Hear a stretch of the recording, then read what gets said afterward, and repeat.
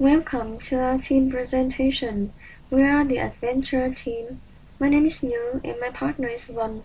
So today we will present about our performance of round 2. First, we'll briefly talk about our strategy. Next is the overview of the result and further analysis.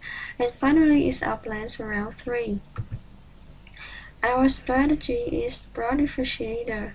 We maintain a presence in every segment of the market.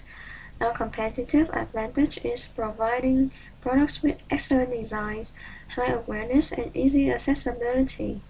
The company will develop an R&D competency that keeps design fresh and exciting, offer products with improved size and performance. Price will be above average. Our mission statement is premium products for the industry. Our brands will stand the test of time. Our primary stakeholders are customers, stockholders, management, and the employees. So now, let's come to the overview results of round 2 and the analysis. So as you can see, the profit increased to $4,700. However, the contribution margin is lower than round 1 and just above the benchmark by 0.1%. This is not desirable from our perspective. In round 1, we failed a stockout for 3 segments. In round 2, we still failed a stockout for 2 segments. Even though the percentage of lost sales is 1%, this is not good because we expect to avoid the stockout completely. The stock price increased by $0.85. In our opinion, we had a strong cash closing position, which could help us to avoid the emergency loan and able to invest to our products. This is a summary of our financial result. The return on sales and return on equity is quite low compared to other competitors. Our sales are much higher than the others, but the profit is at the opposite. For example, Chester generates 131 million of sales, but the profit is 7 million, which is much higher than our profit. The reason for the small profit is a large proportion of our sales, 70%, is contributed to the variable cost, 17% to promotions and sales budget because we target for 100% awareness in the first 3 rounds, leaving only 2.4% of sales for profit. And for 70% variable cost, 32% is direct labor cost, 37% is the direct material cost, but the inventory carrying cost is only 1%. This also explains for the low contribution margin, despite the increasing sales by 26% compared to round 1.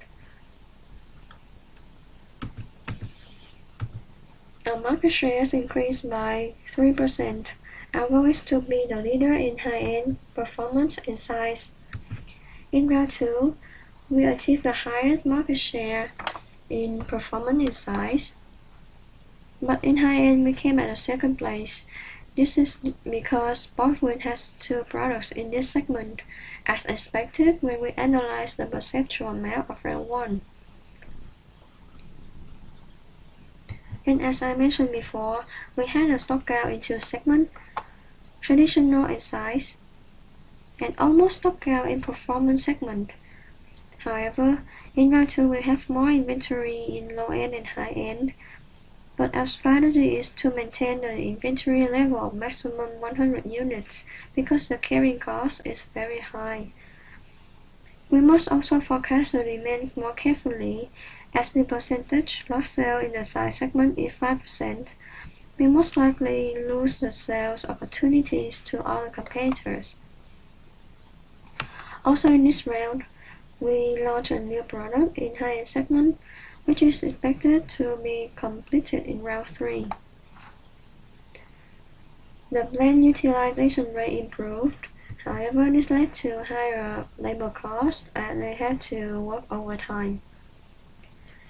So now let's come to our plan for the next round.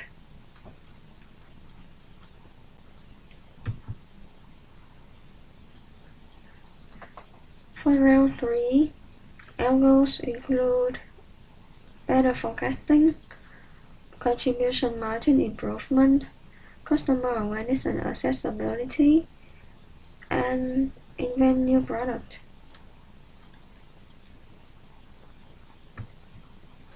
As for forecasting, aside from taking into account the market size, growth rate, potential market shares, we also analyze the perceptual map to figure out what is our strategy, our competitor strategies. And there is significant change in their strategies, like for Aerie, they sold all capacity of Edge, which is in performance segment, and did not do any revision, so we expect they will discontinue this product. For Baldwin, these two products are moving and at this trend, we expect they will move to traditional segment, which means Baldwin will have 3 products in this segment. And for Ferris, they invent the new products in high-end just like us, so we will face a much harder competition in this segment. To summarize, you can see the traditional is very crowded, so we must adjust our sales forecast carefully. The performance and size segment have little competition. This could be opportunity but also a threat, because the other differentiators may also see what we see, and they will try to invest in this segment.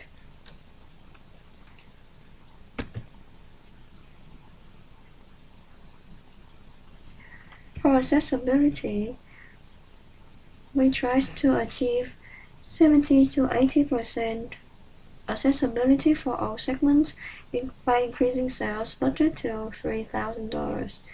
For awareness, we aim to achieve 100% awareness for all segments.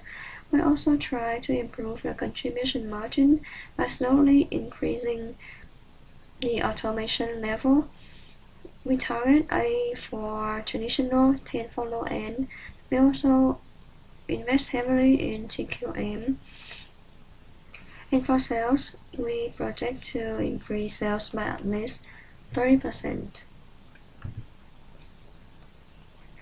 In round 3, we plan to launch a new product in performance segment and invest on TQM, as our company is competing in the high technology segment with high material cost. To maximize the TQM effect, we should consider complementary initiatives and invest in each of them, trying to reduce material, labor, and administrative costs, shorten the time required for R&D projects to complete, and increase the demand for the product lines. So this is the end of our presentation. Thank you for your attention.